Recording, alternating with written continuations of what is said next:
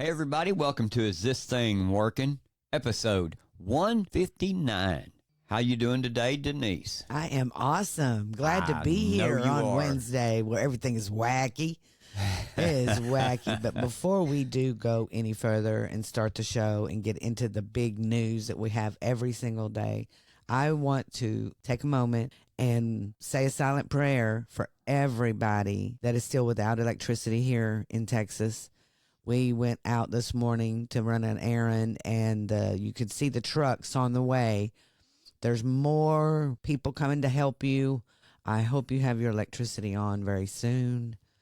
Yeah, and even then, it's not so much the electricity, it's the damages to their property. We're being blessed, and normally you are even after a hurricane, if you can call it that, because of the travel of a hurricane, you end up on the west side of it, which is the dry side. And that really does give you time, at least 2 to 3 to 4 days to get some repairs done, get some things in order to keep water from coming into your house, those kind of things. So, yeah, even those people there, remember that. And like I said always about every situation, hey, man, if you're there and you've got the means, help your neighbor. There you go. We would like to welcome our new sponsor to Is This Thing Working? So help us welcome Cornbread Hemp. Their mission is to draw on Kentucky's 250-year legacy of growing hemp, as well as the state's unique climate and soil, to manufacture the highest quality cannabis products available in America. They proudly offer full-spectrum, USDA organic CBD products with up to 2 milligrams of THC per serving. Their plants are grown in what's known as the Bluegrass Basin, which produces the highest quality hemp alongside the best bourbon and fastest racehorses. Cornbread Hemp is one of the very few, if not only, CBD brands in America who exclusively use the hemp flower to create their CBD extract, called Flower Only CBD, and they want the world to know. In a side-by-side comparison to a market leader, Cornbread Hemp checks all the boxes. They are USDA certified organic, flower only extracted, full spectrum, free of artificial colors and preservatives, and they are third-party lab tested. Cornbread Hemp supports me on my wellness journey. I love cornbread hemp gummies. I especially enjoy the watermelon gummies. After work, when I feel overwhelmed, I take a gummy and I go for a relaxing and calming swim. So make sure you get you some cornbread hemp gummies. I take them daily. So whether you choose to take cornbread hemp gummies, oils, lotion, or whatever you choose, take them daily and discover a delicious way to improve your health and well-being. And if you're having problems with winding down for the day, try out cornbread hemp sleep gummies or the lotion, which I use every night to soothe my joint discomfort. Please check out Cornbread Hemp by going to cornbreadhemp.com right now for a 30% off your initial purchase of any products on the website. Again, go to cornbreadhemp.com and use promo code ITTW for this special offer. Remember, you get 30% off, promo code ITTW.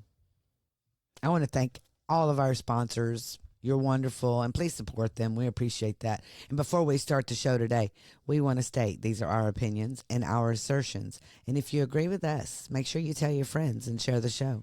And if you don't agree with us, make sure you tell your friends and share the show.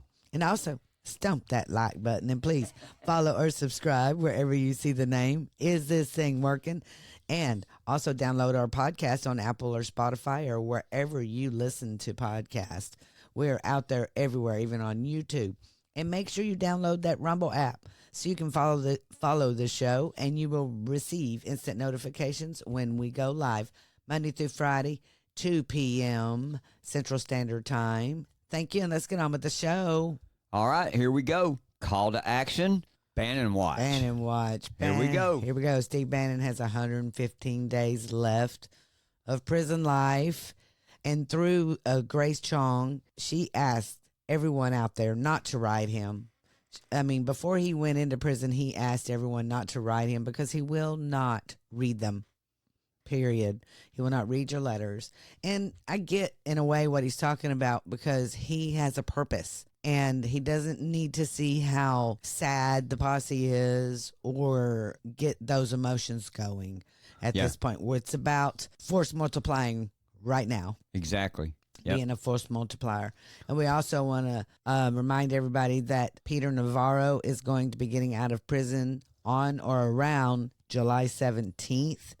Supposedly, he's supposed to be out before the Republican National Convention. So send up a prayer for him, and we'll be glad to see him out. That would be cool to see him at the RNC. That would be awesome. That's what I heard. The plan was that he was going to fly from there to there. So I don't know if it's on that day or the day before. I'm not really for sure. Cool. That's really cool. It is cool. It'll be great to see his face again. He's got a lot to tell us, he says. So we're excited. Also, we're still hoping that one day soon the corrupt DOJ will free all of the January 6th political prisoners. They are always in our prayers every single day. But we have a video of Kash Patel's new film that's based on his book, his best-selling book, Government Gangsters. Here, I want you to listen to the trailer for this, and you can go to warroomfilms.com for more information. Government gangsters are the group of individuals, career bureaucrats, who have been installed by what we call the deep state into every agency and department in the United States government. Had Donald Trump not won in 2016, he would not have exposed the flank of the deep state and their weapon of choice, the two-tier system of justice. From Russiagate to Hunter Biden's laptop, to Joe Biden's classified documents case, to January 6th, to the 51 intel letter and everything in between. We would never have learned that. These people are dangerous and vindictive, learning from their mistakes and perfecting ways to hide their corruption. It is finally time for a straightforward assessment of the state of our nation.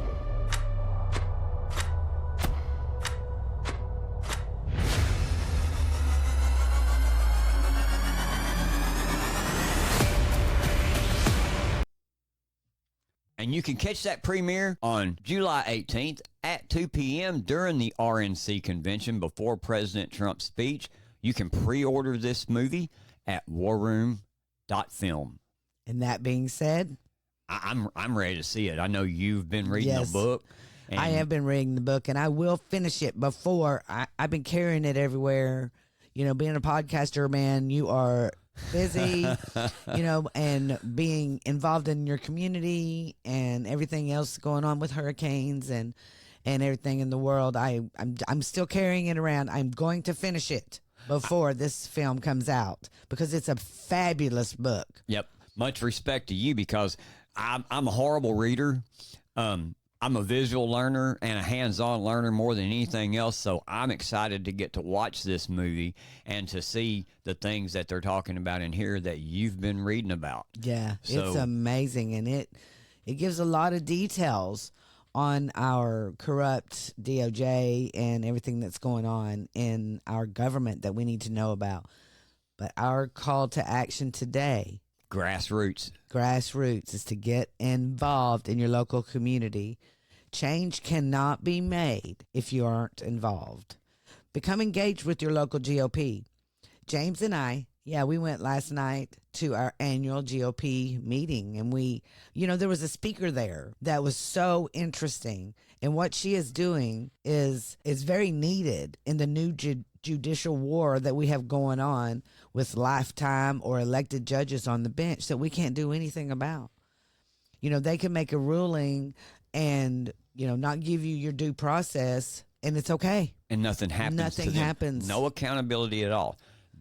That's what's happening to President Trump as we speak. Exactly. And it's happening to him, and it's happening to a lot of people. It's happening to all the J6 prisoners. It happened with Judge Juan Merchan. That is a classic example of judicial misconduct, and there should be some accountability for it. Like you talked about the speaker, Jennifer Lundy. She was a court reporter at one time. She worked for different senators. And there was a case that she talked about that she's seen the judge be this way and behave that way. And that's what really brought her to that. And actually, the judge told her, don't come back, because she was listening to everything and she was telling people about it. Telling the truth. And this group that she is the head of and supporting is called Texans for Judicial Accountability. And you can find them at texasforjudicialaccountability.org. She put out this flyer last night, and this is what their mission is. Americans have the constitutional right to a fair trial, and Texans for Judicial Accountability, a 501c3, believes we must protect the right by ensuring that every judge in Texas adheres to the law and treats every person in the courtroom without bias.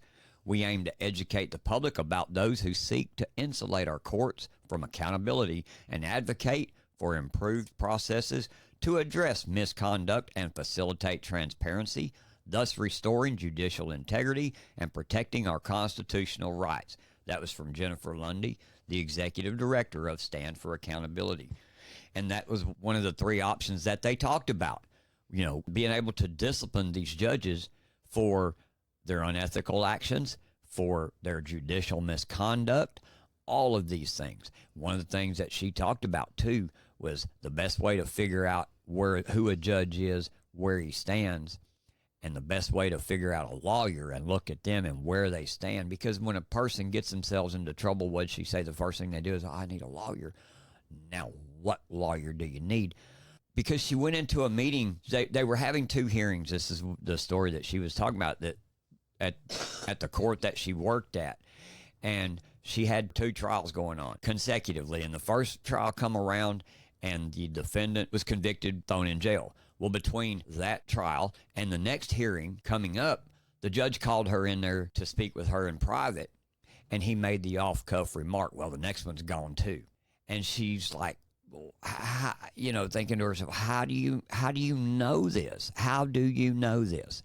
The thing is, and what she learned and what she found out was that the lawyers, both sides, prosecution and defense, and the judge, all three work together to figure out what's going to happen to you long before you go to trial. What we need to get back to, and the way the system was set up, is a jury of your peers, not a three-person panel to decide your fate based on their political ideology or their hate for you or their love for you. So being informed is what we always asking of you. I mean, being informed. So please, if you so choose, go to, like we say, texasforjudicialaccountability.org and donate to their website. This is very important, and she's going to be working with their legislature coming up. So we're very excited about that. We want to see what's coming out. So we want to push her, and we want to help her do her job. Exactly. This kind of goes back in line with, if you remember, during the primaries, we campaigned on this show against three of those judges. And one of the judges that we were pulling for and hoping to be elected was David Shank. And Yes. he was. And she named him last night. He's involved in this also. Yes. And that's really cool. So we're really excited that we helped get him elected, because he is part of this accountability for judicial. And for our listeners that are in the district here, the district that Angelina County is involved in, come August 13th, we invite you to come to that meeting there. It's going to be August the 13th at Fairview Baptist Church At 6 p.m. 6 p.m. Everyone is invited. Lufkin. And bring a friend. You know, it doesn't cost anything. You go in and you listen to what's going on in your county. And they talk about national as well. And it's very important that we be informed and become engaged. Exactly. And to move on here, Trump had a rally yesterday at Doral in Miami with thousands of patriots that showed up from all over the country. I mean, the pictures were amazing. But after the debate, he had been really quiet. And so people really were ready to see him and hear him. He was on Hannity, though. That was the first time he stepped out, when he was on Hannity. And then he comes out yesterday just telling it like it is. You know, he's on top of it. He had fun with it. He had fun with it. He challenged. This is what I think is funny. He said a whole lot of things, and every bit of them are important. But the fact that he challenged Joe Biden to a $1 million charity golf match and announced he would give Biden a 20-stroke lead. Boy, it was hilarious. Well, and this goes back to the debate when they were back and forth with each other, and Joe Biden wanted to brag and say that, have you seen my handicap? It's a 6. So if Trump's going to give him a 20-stroke lead, if you add the handicap into it, it's 26, and Trump's still like, dude, I can still beat you. Yeah. But he offered $1 million for the charity of Biden's choice. Yep. But what's so funny is Joe Biden's campaign, because it ain't Biden. I'm sorry, Biden is not the one writing everything. He's just not. He did say at one time, hey, by the way, I told you before, I'm happy to play you in golf if you carry your own bag. Now, like I said, Joe Biden come out and said this, but, no one believes that Joe Biden did. I just think that someone came out and said, hey, But sure, well, I can do that. But President Trump, being the ultimate competitor that he is, to me, that was the perfect response. I would have expected him to have responded no other way. Check this out. Here's what he said yesterday at the rally concerning all of this. I'm also officially challenging Cricket Joe to an 18-hole golf match right here.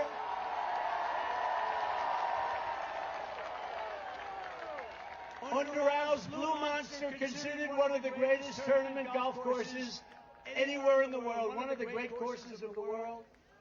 It will be among the most watched sporting events in history, maybe bigger than the Ryder Cup or even the Masters. And I will even give Joe Biden 10 strokes aside. 10 strokes, that's a lot. That means 20 strokes in case you don't play golf. I will give him 10 strokes aside, and if he wins, I will give the charity of his choice, any charity that he wants, $1 million. And I'll bet you he doesn't take the offer. I would bet he, because he's all talk. So Trump hasn't been seen in public for 12 days. Now he's inviting fictional serial killers to dinner, teasing little Marco Rubio, praising Project 25 architect Tom Homan, and challenging the president of the United States to golf. We'd challenged Donald Trump to create jobs, but he lost 3 million. We'd challenged Donald Trump to stand up to Putin, but he bent the knee to him. We'd challenged Donald Trump to follow the law, but he breaks it. We'd challenged Donald Trump not to destroy our country, but that's all his Project 2025 aims to do. Do you see? This is why they're so They have no insane. fun. No sense of humor. They are so, well, it's because they're insane. Because all President Trump said was, hey, man, let's do a charity event. Let's do a charity event. President Trump knows he can beat him, but then again, if President Trump doesn't beat him by some wild thing, maybe he gets struck by lightning, or you know what I mean, or they have RFID, controlled golf balls that Joe Biden hits that just are holes in one, whatever. Mm-hmm. The point is, instead of them coming out and going, hey, like you said, that's fun. Let's do this. I think this will be a great PR for the both of us. They come out with the lies and the narrative. The lie, and it's all lies. The gaslighting and the narrative. Yeah. We had challenged Trump to stand up to Putin, but he bent the knee to him. He never bent the knee to Putin. No, he did not. He told Putin right away, oh, fella, you ain't messing around. Yes, exactly right. When I'm in charge. And President Putin would be the first one to tell you that Donald Trump was unpredictable, and that's why he respected Donald Trump. That's exactly why the Democrats don't like Donald Trump. But the thing is, what they don't realize is President Trump is a uniter. Yeah. And if they would break away from their hatred of all things Trump, their Trump deranged syndrome, and just sit back for a minute and look at what this would do for the country. I mean, could you imagine the amount of people that would be watching this? This would be a fun event. This would be a fun event. I think so too. But instead, what do? They double down on their insanity and they try to gaslight you. And, Project 2025? Oh, come on. Really, we've already There's nothing explained. wrong with Project 2025 for one thing. But it is not Trump's It is platform, not and we Trump's explained platform. that yesterday. But there's absolutely really nothing wrong with Project 2025. But they gaslight you with that. They gaslight you, like I said, with the Putin. They gaslight you with, we challenge Donald Trump to follow the law, but he breaks it. Yeah, and look what they go on to say here. Joe Biden doesn't have time for Donald Trump's weird antics. He's busy leading America and defending the free world. While he's asleep. Between 10 and 4. Yeah, while he's asleep. I mean, there's already articles coming out. What if we're having a nuclear war? Could he stop a nuclear bomb? I mean, for real. Peter Ducey asked KJP about that yesterday. I got the video. You want me to play it? Do it. Well, he also said he's sharpest before 8 p.m. So, say that the Pentagon at some point picks up an incoming nuke. It's 11 p.m. Who do you call? The First Lady? He has a team that lets him know of any news that is pertinent and important to the American people. He has someone that is decided, obviously, with his National Security Council on who gets to tell him that news. Yes, he has a team that they call. They don't call the president. Supposedly president. Obviously, he's not president because it's his team. And then they go on to call Donald Trump is a liar, a convict, and a fraud, only out for himself. But we don't even have a president right now. We do between 10 a.m. and 4 p.m. I don't even know that that's even true. I think they just say, well, he's just here sitting in the desk. Yeah. Yeah, while we do insane. Everything around him. It's completely insanity. And put papers underneath him so he can just sign them, whatever they want. Executive orders. They did the executive orders. He did nothing but come out and read. And sign them. And this is ridiculous. The way they treat him, Donald Trump, over Joe Biden. Capture the moment with Polaroid, cameras, and film. Rediscover the joy of instant photography with our iconic cameras that develop photos right before your eyes. Perfect for parties, adventures, and everyday memories. Polaroid lets you hold on to those special moments in seconds. Our film ensures vibrant colors and sharp details, making every shot a masterpiece. Easy to use and fun for all ages. Polaroid brings you a nostalgic charm to your snapshots. Snap, print, and share the magic with Polaroid, where every moment is a memory made tangible. Get your Polaroid camera and film today and start creating lasting memories instantly. Make sure you click that link below. And let's welcome our new sponsor, Polaroid. We're very excited. We love Polaroid. We get them for all of our grandkids for Christmas and birthdays and stuff so they can have snapshots. They love them. But Democrats' democracy, have you noticed lately? It isn't working the way they want it to work. Listen to Nancy Pelosi this morning on MSNBC. He has said he has made the decision. He has said firmly this week he is going to run. Do you want him to run? I want him to do whatever he decides to do. And that's the way it is. Whatever he decides, we go with. She can say that all she wants to, but we all know the truth to that too. Yeah, why is the Democrat Party trying to get rid of their Democrat nominee? I can't understand this. And you call that democracy? What the heck? There is no way that the people in the Democrat Party are going to be happy with you all of a sudden changing and putting in whoever you decide. I'm getting a little tired of the Democrats always being able to do everything they want while no one stops them. Just like with this, they believe that they're going to get to do whatever they want to do, which is now we're going to replace Joe Biden after people have voted for him. Tammy Bruce was on Fox and Friends this morning. This is what she had to say about it. This week.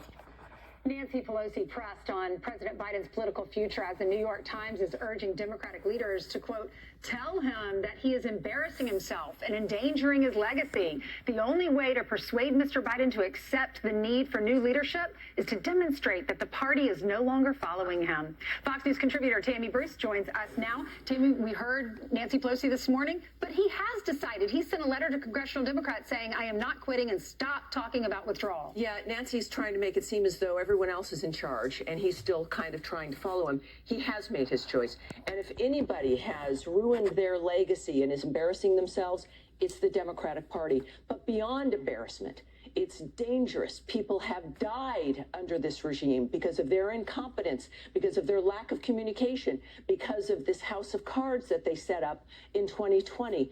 And now they're surprised. Look, their plan didn't work. Kneecap Donald Trump, nothing else will matter. He won't be around. He's a convicted felon. Right. It doesn't matter. Joe Biden is the same man he was when he ran. And they've known this. And this was just not their plan. I would be furious, as the Bidens apparently are, and they should be, that because the other plan didn't work, they're going to get thrown under the bus. Clearly not for them. So good for them. But it's been bad for the country, and how dare all of them treat us like we're a board game that then they just sweep away the next day. Americans are going, this is important, that it is a landslide, that Americans can make a statement, not just about Trump, but about what we expect for the future, that we expect one, and that it's not theirs to take. It's that simple. The Biden family met apparently after the debate, and they were furious with his aides that prepped him for the debate and talked about maybe firing some. And Hunter Biden said he wanted his dad to stay in. That's at least being reported. There's a Mediaite columnist, Isaac Shore. This is what he writes. Even if Biden stumbles backwards into re-election thanks to his opponent's own manifold weaknesses, Democrats should never forgive the president or his enablers for fighting, kicking, scratching, clawing to hold on to the nomination with no earthly idea how to beat Trump. I had no idea that that was part of democracy. He won the delegates to be the nominee. He won the most important election, 81 million votes. And now people are supposed to be mad at him because he is respecting the votes that he received. There is nothing in the Constitution that says if you're behind in the polls and our plans failed, we get to just shift you off for somebody else. For the group that keeps screaming about democracy, they don't like it when they see it, do they? No, they don't. And good for them. And it's about time their narrative is gone, because they've been playing this game since 2020.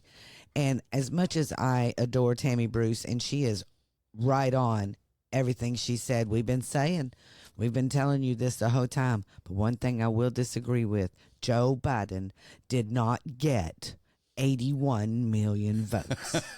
No matter who tells you that.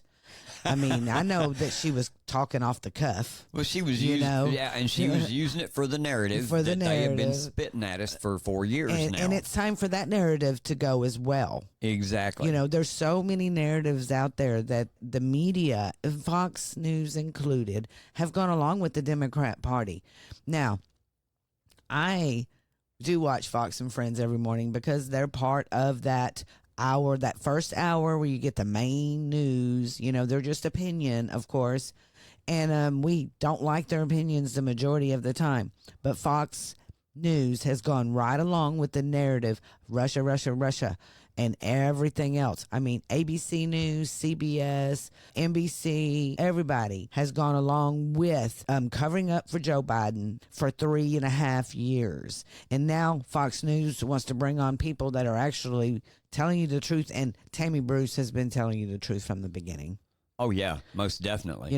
But you brush over her and all of a sudden she's not important, but you bring her on when actually this stuff is happening. Well, it's all falling down around them. And as much as I want to sit and cheer every single day, yay, yay, yay, finally, we're finally getting to the truth. I don't want to do that, because you know what I want to do? I'm going to do what Tammy Bruce said. I want everybody in America. It isn't about Trump. It's about freedom. And the Constitution. And the will to be able to live our own lives and not have anyone knock on our doors and take us to jail. And because you spoke out against a political opponent or a political ideology. Yes. Yeah. Yeah. And this is just one more example of the mainstream media and what they do. Listen to this. It's this kind of response to Israel that has some Jewish Americans, including one Lawrence spoke to earlier, feeling abandoned by the Democratic Party and voting Republican for the first time in her life. There are 5 living American hostages that have not, their names should be on the lips of every single person. So for me, the Republicans is the only way to go at this point. And any American, forget about Jew, American. If you're an American, you can't support a Democratic Party that is literally, the VP is saying that Hamas, she feels bad for the people in Gaza. And puts no blame on Hamas, zero blame on Hamas. Truthfully, as a New Yorker right now, I feel like I'm being hunted as a Jew on the street. Like the fact that they're wearing masks, and they have this coordinated messaging, that no one can be identified. I feel uncomfortable in my own city. I've been living in New York City for 50 years. I don't feel comfortable walking in the streets wearing the Star of David necklace that I'm wearing right now. Listen to this. A lot of Democrat voters are starting to open their eyes to the fact that, hey, man, these people really don't care about you either. They used you as a tool, just like what that woman found out. Hey, I went to the Antifa marches. I went to the BLM rallies. I did all of these things. And then, in the end, what'd they do to me? Kick me in the teeth. And that's what they're going to do to everyone. That's right, because they're all about power and control. They don't care about you. They hate you if you've got an R by your name. They hate you if you got a D by your name. They got you. They put you in all those movements, the Antifa, the BLM. You thought you were doing all the great stuff. Yeah, they put you in boxes. They put you in all that stuff and thought you were doing great, and all you were was a useful idiot. Well, George Stephanopoulos, he's a useful idiot also. But some honesty come out from George Stephanopoulos off the cuff. Yes, Stephanopoulos, who recently, he interviewed Biden following the disaster debate performance last month. I'm getting this out of the Gateway Pundit. And he told a TMZ reporter that Biden is unable to serve 4 more years as president. He said, the reporter asked, do you think Biden should step down? And Stephanopoulos responds, I don't think he can serve 4 more years. But what's so crazy about all this? He spoke the truth. But it doesn't matter anymore because Biden is the nominee. Yep, that's what the Constitution says. But what is crazy about all this is, I believe ABC News has come out or behind the scenes. I don't know how that happened, but he has come out and apologized for being honest. Yep, that's what they do to the people that don't toe the line. It's stunning what they're expecting him to do. He is a journalist. He's an ABC News anchor. And the point is, I guess with that, to wrap all this up, is him, like the rest of everybody, their eyes are open to what's going on. These people are all about power and control. He come out and he spoke the truth, and they demand that they backtrack. They demand that they apologize for speaking the truth. Who is they, I wonder? Who is really running the country? Is this thing working? Rise up. Well, hey, everybody, that's it for today. Thanks for listening, and I hope you've enjoyed the show. Hope you've learned some things about what's going on around us in the nation and in your communities. We couldn't do this without your continued support either. We appreciate all of you showing up, taking the time to listen to us today. So please, like I say, make sure to hit the like button, share our show with all your friends. We'll see you next time on Is This Thing Working? And as always, I'm James, and that's my lovely co-host over there, Denise. And we'll see you next time. We're out.